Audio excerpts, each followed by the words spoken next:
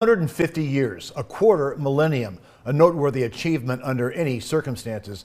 But how does it compare with our excitement level in 1976?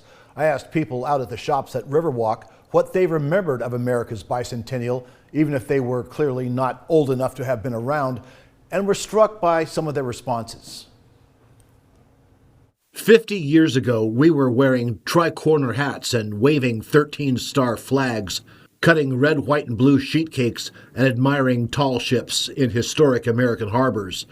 We had just endured one of the nation's great traumas, Watergate, and less than 2 years before the bicentennial, the first presidential resignation in American history. And yet, there we were, coming together to celebrate our nation's 200th birthday. Republicans, Democrats, and everyone else together.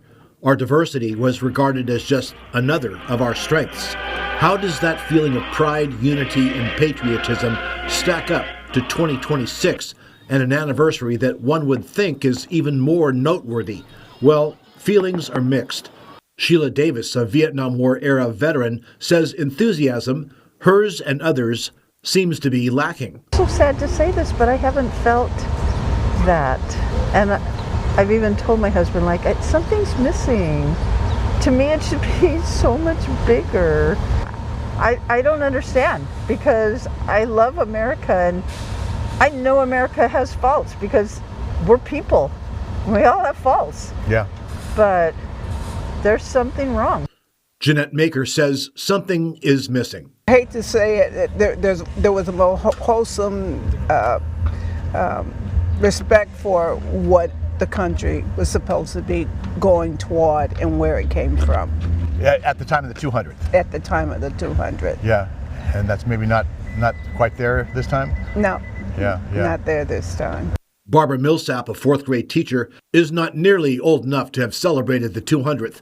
She'll celebrate the 250th the way one might hope an American family celebrates independence. Well, I think this one's going to be a little bit bigger. I mean, 250 is a big year, so, with things as they stand politically, I think, some people are happy to celebrate a little bit bigger, and I know people have a lot of opinions on it, but for me and where I reside, I think it's just a lot of fun, and I'm looking forward to seeing what our community has to offer. Julia Beagle is obviously not old enough to make comparisons either, but she is old enough to have an opinion on where we are as a nation at this milestone year. I think that the people in power maybe aren't serving us for our highest good. So I don't believe it's really the safest environment right now.